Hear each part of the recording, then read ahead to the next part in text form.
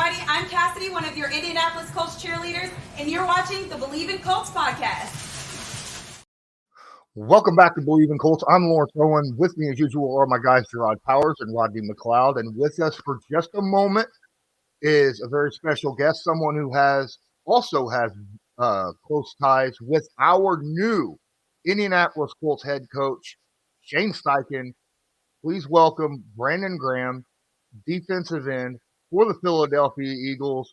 Brandon, appreciate you coming on here, giving us your thoughts about the new head coach for the Indianapolis Colts. If there was anything that you could share with us about the new head coach, any stories or thoughts about, how he conducts his business or anything of that nature, really appreciate it, man. Well, man, he's high energy, man. He's gonna come in smart guy. Man, I'm excited for him because I met his family. We had some good times over the year. We had fun, friendly bets during the year, and when you can have them little fun bets, like when we had competition in practice and stuff like that, and you talking to the offensive side, and they coming to you and like, man, we bet same bet as last week, push ups, whatever, like. That just don't happen all the time where you can where you talk to like the coordinators and always talking to your side a lot, so it was cool to be really connect with him and know that he got our best interest at heart, especially for the year, because I really felt like he put his heart into it, man, and I was excited for him getting a job. He's somebody that's definitely gonna bring a lot of electric plays to you guys. We said that we got to let him go because you know how it go.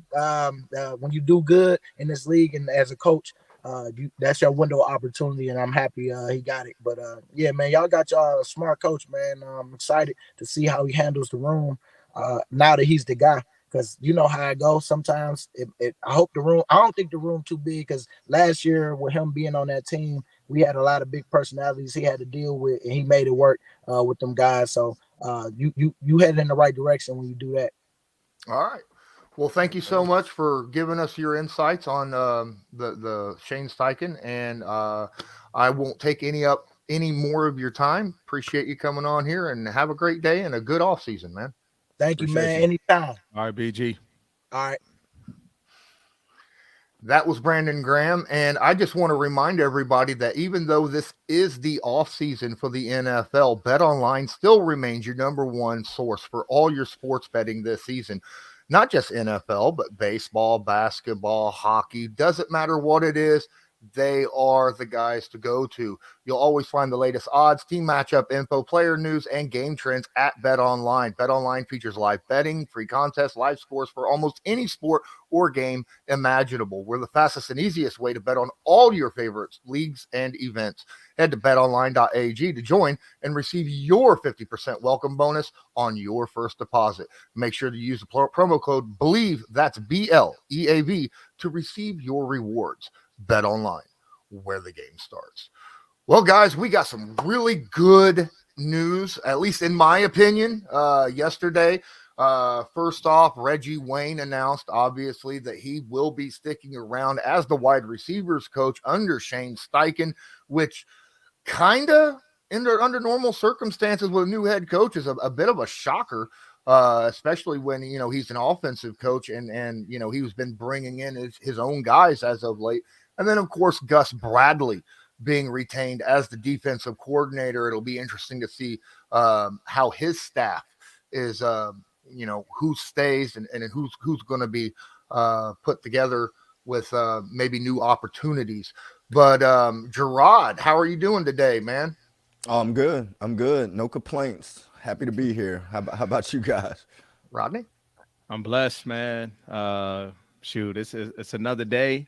Woke up, so I'm grateful, and yeah, just excited to be here, Absolutely. So let's jump in real quick to the Reggie Wayne thing. I was personally, as much as I wanted Reggie to stick around, I didn't think he was going to. I thought for sure Shane was going to be bringing some guys over. And then I saw a tweet from Nick Sirianni, right, stating that Shane surely wanted to bring some of his guys from Philly on the offense over to Indianapolis, staff-wise, but Sirianni said it's his job to keep all the good coaches around in Philly. So I don't know if that had any kind of any impact on who Shane was able to bring over or not. But Jerraud, you know Reggie Wayne very, very well. Mm-hmm. How do you feel about Reggie sticking around with Shane Steichen? Oh, I love it. And you know, the part I love most about it is last year Reggie, you know, had the toughest job probably on the offensive side of the ball. I mean, it was a lot of questions when it came to the wide receiver room, and you know, you got a bunch of young guys. You was looking for some guys to kind of rise up to the challenge and kind of take over the room. And I thought Reggie did a good job of handling that. So why not, you know, retain or keep, you know, a guy that kind of started to jail in that room, and you know, a big piece of getting these guys to where they're at now. I think it brings some comfort when your players know that they got their same position coach coming back, and the continuity and the chemistry and all those little things that matters once the season hits. You know, those guys are gonna have that going into the off season, OTAs, summer ball, camp, and all those type things. You ain't got to worry about trying to figure out the new coach and what he likes and what he expects and his expectations, and the different ways that he likes to, you know, run this route or do these type of things. You know exactly, you know, how Reggie wants it done and the expectation level that he wants it done at. So I like it. And then on top of it, everybody knows Reggie's a household name in Indy. So I know it was kind of a shocker to see you know, a position coach announced that he's coming back. But when you're talking about Reggie Wayne, the entire Colt fan base was probably excited to hear or see that. So it's a little different scenario when you're talking about Reggie in the coach building. I mean, we're talking about a Ring of Honor guy. So Absolutely, absolutely. And Rodney, you know Reggie Wayne from a different aspect. You know, defensive side. Plus, you knew him now also as the coach Reggie Wayne, rather than just the wide receiver Reggie Wayne. What are your thoughts about Reggie Wayne and him sticking around and what you saw from him? I know you probably didn't have a lot of interaction with him during the season and preseason and stuff, but did you have any interaction with him at all, or anything you want to talk about with that? I think Reggie Wayne is a great guy to add to, you know, any coaching staff. You know, of course, you know who he was as a player, you know, speaks volumes, and but especially to this Colts community. But within the locker room, right? You know, you have somebody who has built a legacy there. You know, who has been a part of, you know, Super Bowl runs and been a part of winning teams, right? And so he knows exactly what it takes to win. But he brings, you know, all of the things that made him who he was, right? And he's really now pouring that back into that receiver room. You know, you saw Paris Campbell have, you know, one of his, you know, best careers, you know, to date. A lot had to do, of course, with him being healthy, and he has all the abilities. But then you add Reggie Wayne, somebody with a great, you know, football IQ, someone who has, you know, demands excellence from that group. You know, it's something as small as being on time for a special teams walkthrough, right? And not just being on time though. You know, he's asking them to be there 5 minutes ahead, right? Like those are the type of things that, and the standard and expectations that he's setting within that room that I was able to witness from afar. But then also in hearing it, you know, from, you know, that room and guys, and seeing their growth throughout the year, and seeing how he coaches that room. For me, it's, you know, it's a no-brainer, and it makes perfect sense and why they decided to bring, you know, him back. So Reggie's if I am remembering correctly, Reggie's a really a detail guy, right, Jerraud? I mean, he's oh, someone very. that focuses on that. Is there anything you can talk about with your experiences in the past playing against him, opposite him, on the same team, about, you know, the details that he works on so much? I mean, he just understands it's the little small things that, you know, can cost you a game or make you lose a game. So when Rodney say that he has a standard and an expectation of, you know, guys get into the meeting rooms or get into the practice field 10 minutes, 5 minutes early to do something extra to help them win the game, he understands that matters. I mean, my time with Reggie, my 4 years in Indy, just watching him and Peyton and Dallas Clark and Robert Mathis and all these great guys. It wasn't the fact that they were just skillfully great, which they were. You know, they did every little thing that matters well. They did it, you know, at the highest level, whether it's walkthrough, being locked in, taking every rep as a game rep. Whether that's taking care of their body. Reggie never missed a game or a practice outside of when he tore his ACL. I mean, he literally never missed a practice. And everybody knows once you get a certain age, you know, owners, GMs, coaches, they give you a bone. Hey, you can miss on Fridays. Hey, you ain't got to do Wednesday practice or whatever the case is. Reggie was a guy that always felt that if he messed up his routine and the routine that he was accustomed to was going to work every day, if he missed a day, he wouldn't feel right on Sunday. So it's just little stuff like that that he brings to the table.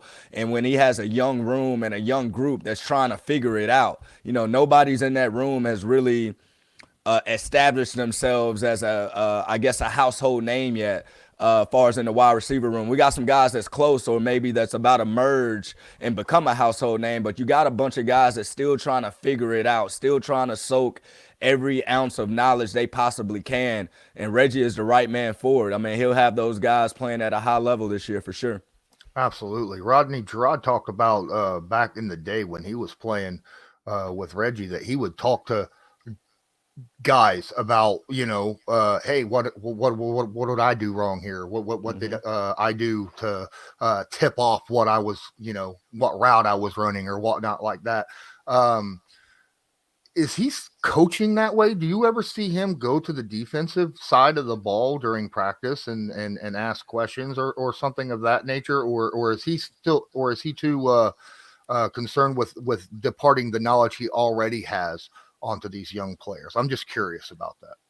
Yeah, I mean, I think there's a lot of interaction on, you know, between the coaching staffs on both sides of the ball, you know, particularly Reggie Wayne and our DB coach, Milo.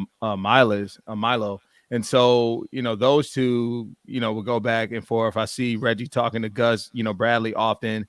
And I think everybody's, you know, utilizing the knowledge, right, that both sides have. And how do we get better as a team? That's what it's all about, you know, iron sharpening iron. And so, yeah, those are the type of conversations that they were sharing. But also, you know, to Jerraud's point, you know, you can just see the detail and how he emphasizes that regularly, you know, with that group of guys over there. Everything from you know, depth of route to especially one-on-ones that we used to do often. You know, you see him immediately, soon a receiver coming back, he's already giving them on the field critiques about what he saw, right, to hopefully improve for the next rep, you know, that comes, right. And it's all about getting better. We talk about 1% better, and he does place a huge emphasis on that, and is committed to that. Oh, okay. Well, flip the script here and talk about the other side of the ball. Gus Bradley being announced that he's going to be retained. Honestly, I didn't know what to expect from the offseason before Steichen was hired. There was news that came out that, you know, Gus Bradley was being blocked from interviews for other teams because some of the guys that were interviewing for the head coaching position were willing to have Gus stick around, but we were never told if Shane was one of those guys that were interviewed that was willing to keep Gus Bradley around. I'm going to start with you, Rodney, since you know Gus the best out of all of us. What are your thoughts about Gus Bradley sticking around with the Indianapolis Colts for another year under the new head coach and the new regime? Yeah, I like the move they made to keep Gus. You know, like I've spoke about, you know, a couple pods ago. You know, the fact that, you know, Gus is a great coach, right? He's, you know, not only been a head coach, he's been a defensive coordinator. Has coached some of the best defenses, you know, in the league. And, last year for a good portion of that, we were another one of those defenses under Gus. And so you have to like the fact that, there's familiarity there, there's comfortability there between players and coaches, and more importantly, the scheme, right? Now, coming into year two underneath, his scheme, there's just, so much, I guess, release that does for a player, stress free, and the fact that you kind of now have an understanding in how things should be run. Where do I need to be? You now, have a good idea of also the locker room and your teammates within the scheme. So I think it was a great move to bring him back.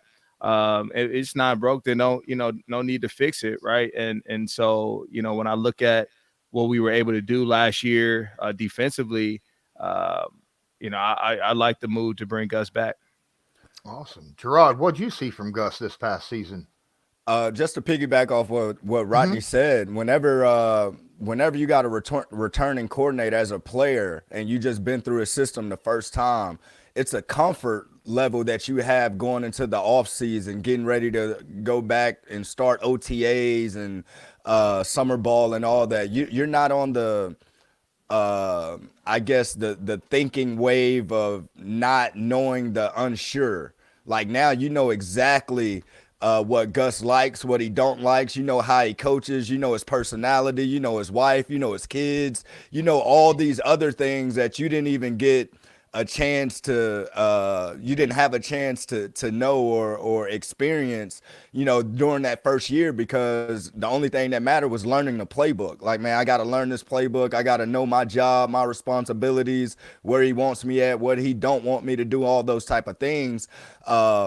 So like you said, when you're coming into it for the second year, you're almost relieved. Like Rodney said, it's almost a stress-free feel because this your second go at it. You know the terminology, you know his expectations, you know the things that pisses him off, you know the things that's not going to piss him off. Like, all these other intricates that matters when it comes to building your defense and chemistry and knowing your role and your job and all those things, that I'm happy that they kept him, because when you look at our defense, we have pieces in play. We got guys that know what they're doing and that can ball and play at a high level.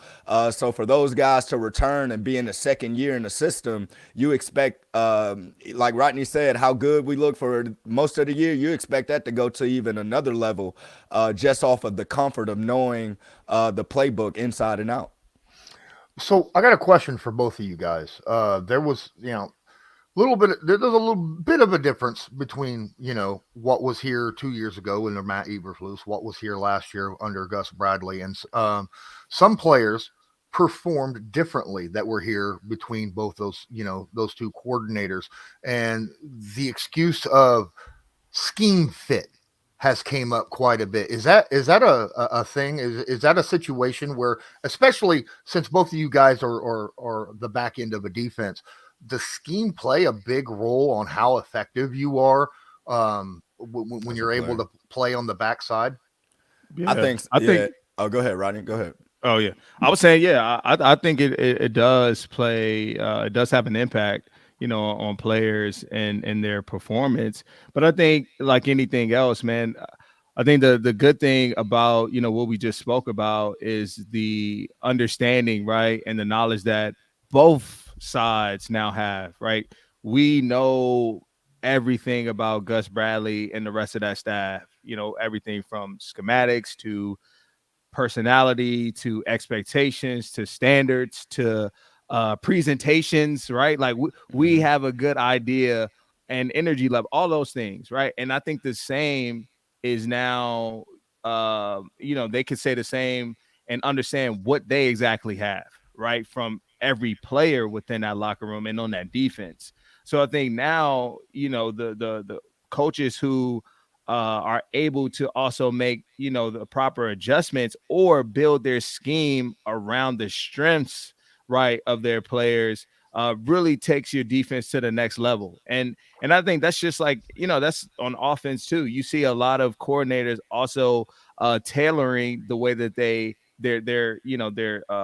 offensive plays based on around the quarterback, right?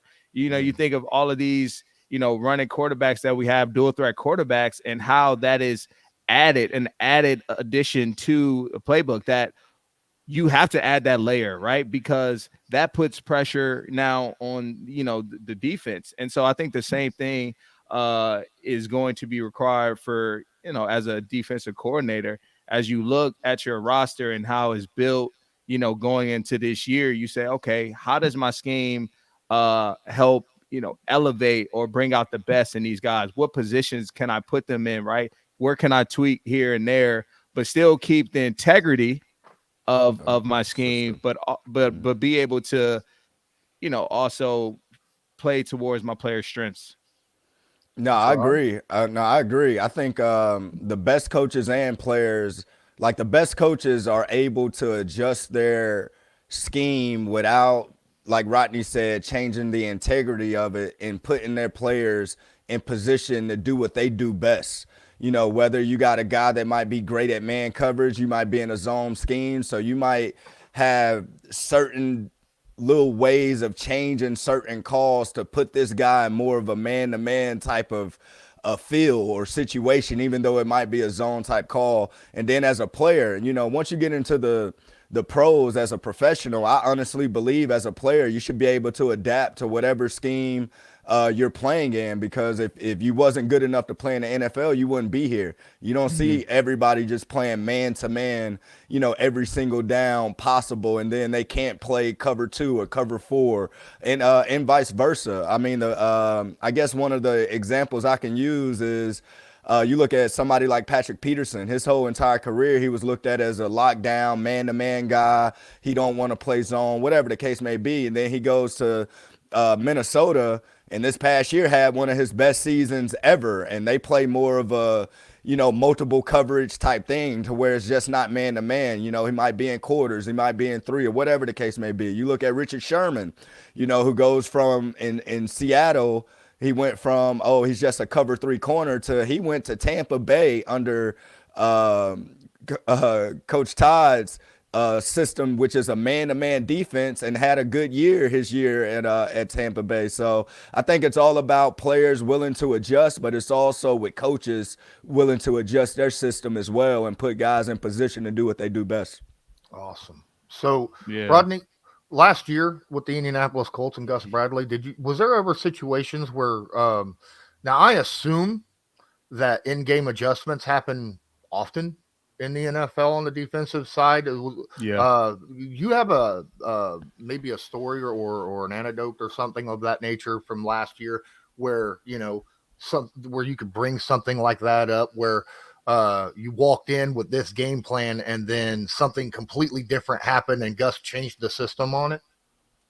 Yeah, I mean, that happens regularly, to be honest. Every time you go back to the sideline, you're looking at the plays, that just occurred, whether you got beat on a play or not, right? Because what tends to happen is those formations are going to repeat itself, right? And you want to be able to now say, hey, the next time you run that, you run this play, I'm going to take full advantage of my opportunity, right? And be in the right position. So those type of conversations are happening often. But I remember specifically like the Tennessee game, we kind of came in with a specific game plan, and it's the first one. And towards, I think, going into maybe the second, probably going into like half, and then third quarter, we made the adjustment and started running a lot more man-to-man.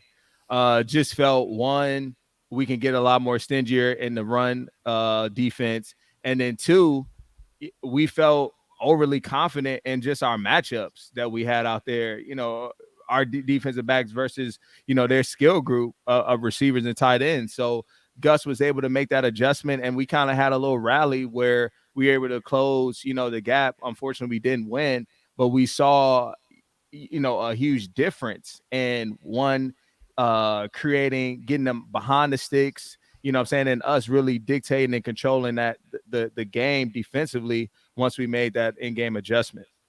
Okay. Do you remember, Jerraud? I know it was a few years ago, but do you remember a specific instance where a situation like that happened with you in a game?